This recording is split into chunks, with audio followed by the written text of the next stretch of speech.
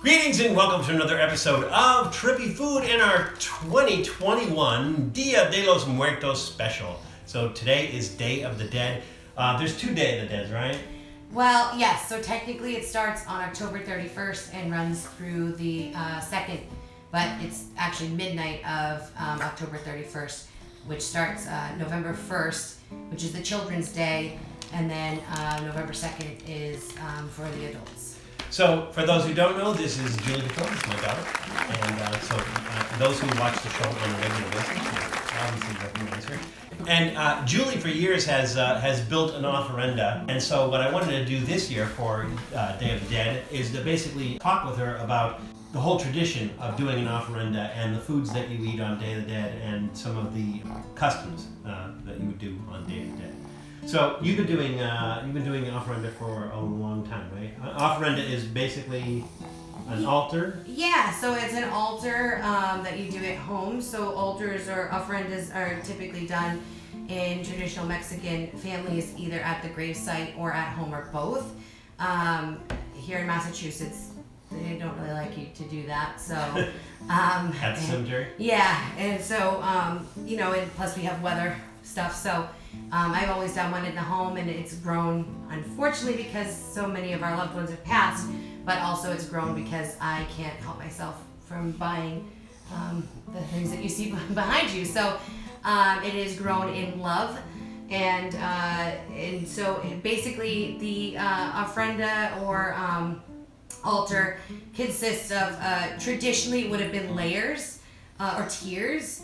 And the highest tier, you'd have your religious figures, then below that you'd have your pictures, then below that you'd have your offerings, below that you'd have your 4 elements represented.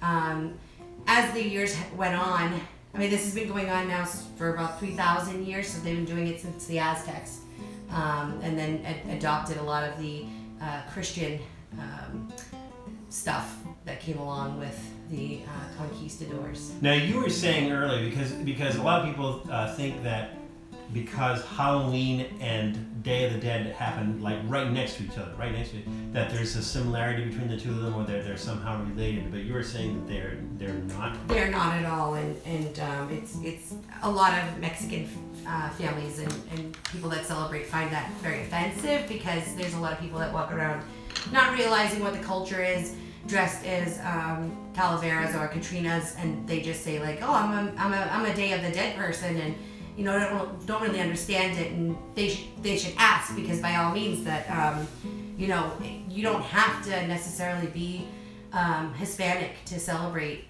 because it's just such a beautiful tradition with rich culture, and it's just remembering your loved ones, and it's a way to have them live on forever, and it's really beautiful. Now every picture of a person on the altar are loved ones and family members and friends that have passed on, correct? That's correct. And the idea is to have some of the things that they loved representing them on the ofrenda? Right. So for instance, if somebody was a musician, you might put a guitar pick of theirs, or some people even put their guitars or drumsticks or things of that nature, something that reminds you of them, and also something that when their spirit comes back to celebrate with you would remind them of home, and something that they would be happy to see.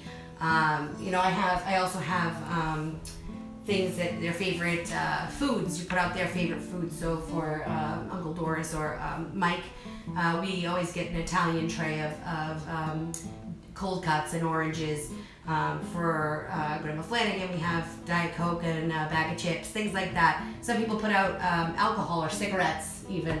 And that's what's beautiful about California or Mexico. When you go out there, you'll see the grave sites just with all of the things that used to make them who they were when they were here with us.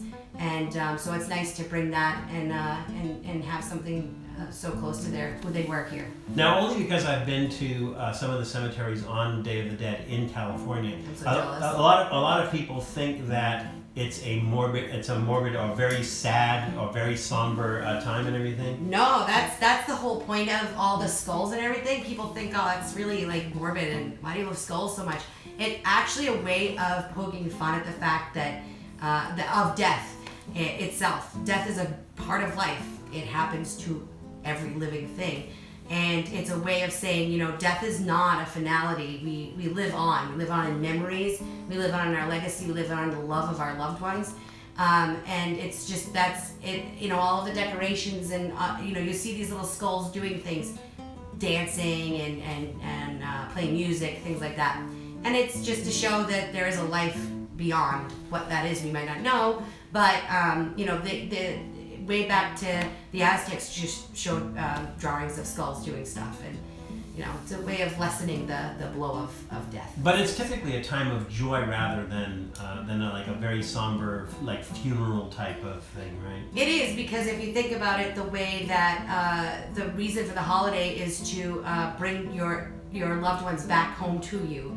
So when you're doing that, I know with my children, we'll sit around the ofrenda and share the foods that our loved ones ate and the stories of our loved ones. So it's nice to remember them, even though we do all the time. It's nice to remember them for that day while you're doing the things that they love, listening to the music they listen to, eating the food that they love. It brings them back for a day, for a party.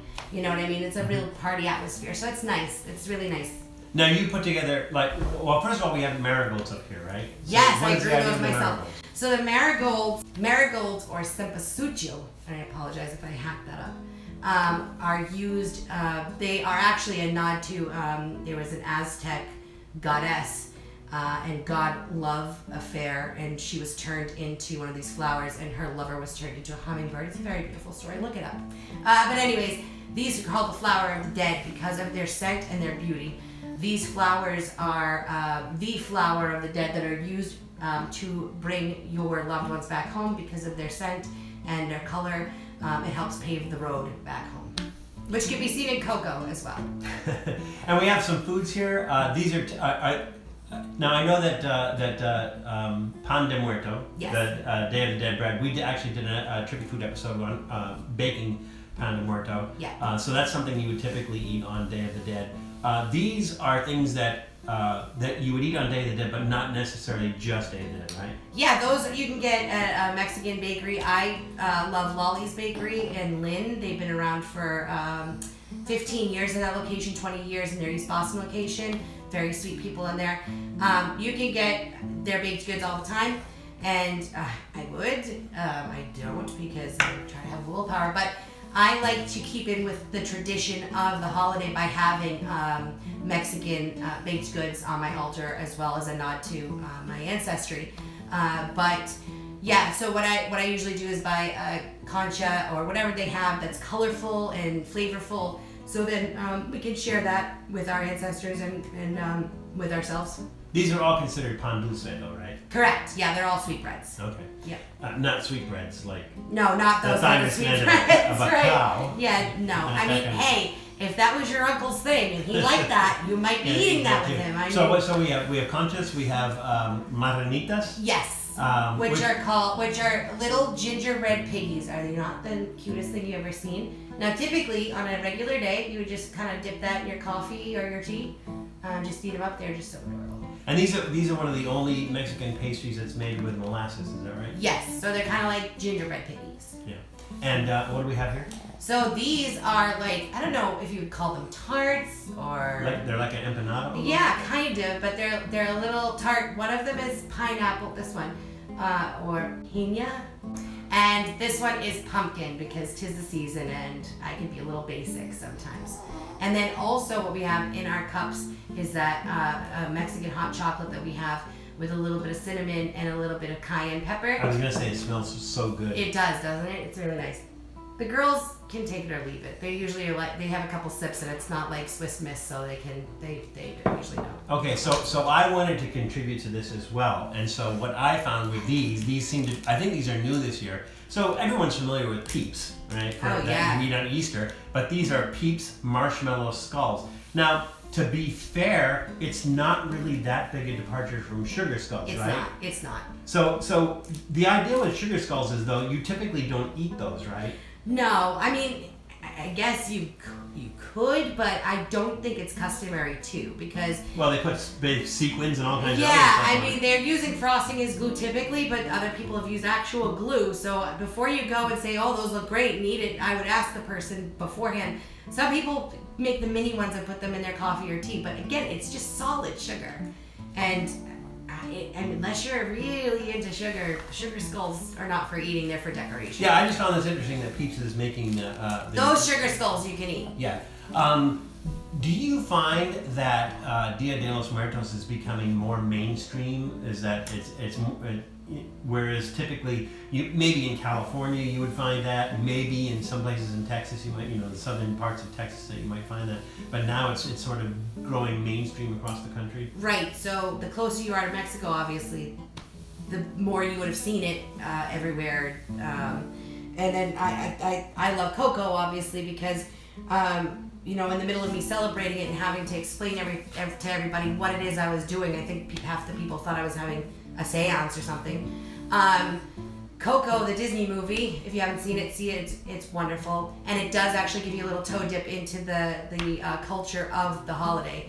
But I think now, thanks to Disney, a lot more people understand what the holiday is and kind of got a glimpse into it and what it represents. We mentioned the movie Coco in one of our recent episodes because we went to Coit Tower in San Francisco, and the tower where they had the party, the big tower they had the party was designed after Coit Tower in San Francisco. It is a beautiful movie. It's a touching story. It's really cute. Even if you don't have any kids, just watch it. It's nice. I think don't they also use the Bradbury building? Yeah. That building with all the wood and the iron. Yep. Ironwork in it. Yep. And I think it was based on an actual town in Mexico. I want to say, but I don't know. But it was all. I mean, I think that they did a really good job in giving people a little bit of an education on Day of the Dead. Well, what do you want to start with? Well, we also have the chips over there too. Okay. So again, And these are. I got these because they looked cool and they were at Lolly's. These they're not potatoes. They're Yuca right? chips. Yuca. And these are vinegar and chili. Again, you can put whatever you want on your ofrenda and altar that you feel like sharing with your family, both here and gone. So just think about it as having your loved ones who have passed on and your loved ones here over for a Thanksgiving, because that's basically what it is. So we're gonna try these chips with them too. Okay, so what do you want to start with? You want to start with these since they're on the knife? Yeah, sure. Okay. So I'm gonna cut the pumpkin since we basic. Oh, look at that. Oh, that just looks like some sweet pumpkin paste in there. Pumpkin pasties? Is that something? Pasties? Pasties? Yeah, you ever heard of pasties? Wait. Not pasties. Those are different. And there's the Oh, pineapple. like a Cornish pasty. Yeah. Which is a British thing. Oh wow, that looks good. Nice pineapple in there. All right, which one do you want to start with? Let's do pumpkin, yeah. Salud. Oh man, that's good. Oh yeah. Very sweet pumpkin puree inside. And the bread might be sweet too. The bread reminds me of something. I can't think of what it is. Eucharist. Like when you had to make it when you were going through the Eucharist school or whatever. CCD. I went to Catholic school. So. Yeah, I'm not super Catholic. I'm not religious, so you don't have to. Some people think you have to be religious or Catholic or Christian to be able to celebrate. You don't. I'm not any organized religion myself. I consider myself more spiritual. But this is an Aztec thing, isn't it? It is, and then also most Christians or most Mexicans that celebrate are Christians or Catholics. But yeah, I mean, it could be whatever you want. And I also have a pet ofrenda. So my pets. Now you were saying earlier that the pet ofrenda is not really a traditional thing, but it's been something that's been added over the years. Yes, and more people I've seen online have been asking whether it's appropriate or not to have pets on your ofrenda. And I'll say that I think that since the beginning, most people have had pictures or sculptures of animals or pets on the ofrenda. First of all, there are your spiritual guides who are animals, and those have always been on there. Second of all, if your loved one, for instance, Ellen behind me has her Dalmatian who passed on before her. If your loved one passed on and they had a dog that they loved, you're obviously going to put that dog on there with them because that was a huge part of who they were. And so it's not a far cry to have an ofrenda or put your pets or your, you know, they're part of the family. Family belongs on your ofrenda. That's my stand on it. So, but This Coco. that's become kind of widespread now. Ooh, that's rich. That is really rich. Uh-huh. And I like the Pepper kick? Yes. What would you like to start with next? Should we go? Yeah, let's do these. I know. Oh, I just threw some. It's okay.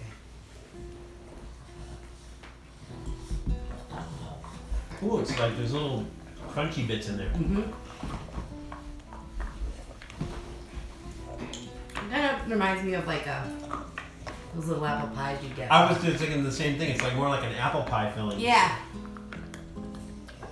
than pineapple. Yeah. It's okay. Let's do the Peeps. All right, so these are Peeps marshmallow skulls, and I guess in an ideal world, these would be the sugar skulls that you would eat, right?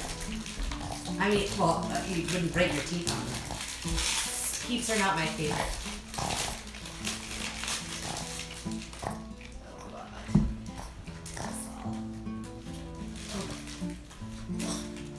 I mean, it's a peep. Cheers. It tastes like a peep. Sugar overload. I hate him so much. Oh.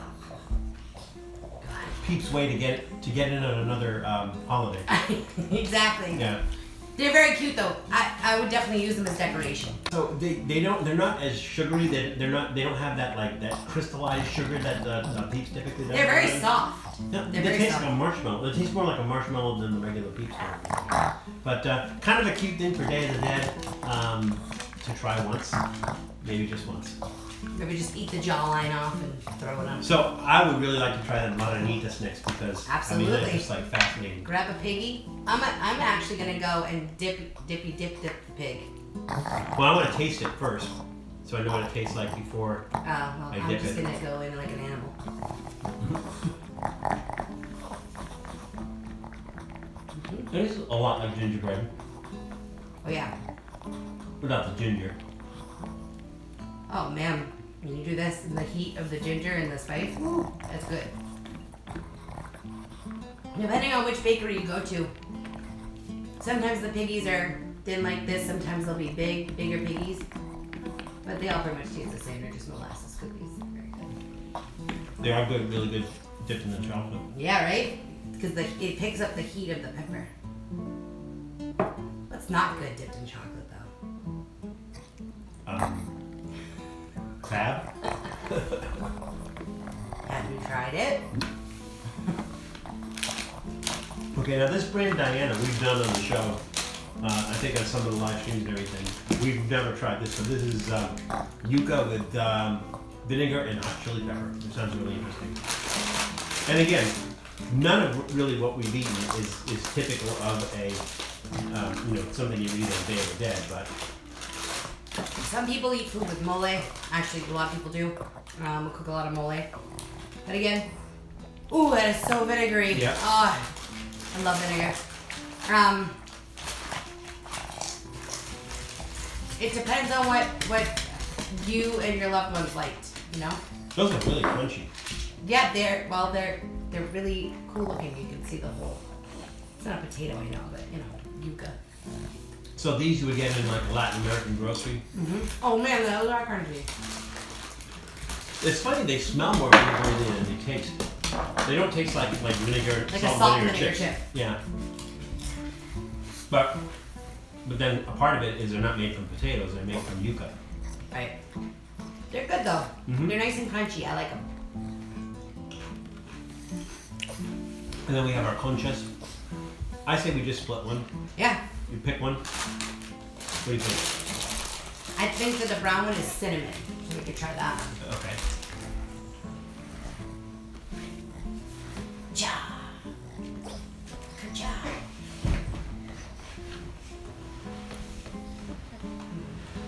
Yeah. Kind of like that. There we go. Ooh, it's like almost like cake. Oh, it smells so good. I just love the smell of a Mexican bakery inside. And it looks so good on my black shirt. You won't be able to sneak these. It won't be something that you go to the bakery and say, I'll just eat one on the way home. Nobody will notice. Everybody's gonna notice. Everyone will know. There you go. Hey Bob, you got pretty bad dandruff there. It's really What kind of good. shampoo are you using? They are good. Yeah. It's really good. It's not as, because this is considered pan dulce, which is sweet bread. It's not really bread, but it's not that sweet. It's not that sweet. It's really nice, especially with the chocolate. If you're used to Portuguese sweetbread, it's similar. So the Portuguese sweetbread that's flat and round, like almost like an English muffin, kind of like that.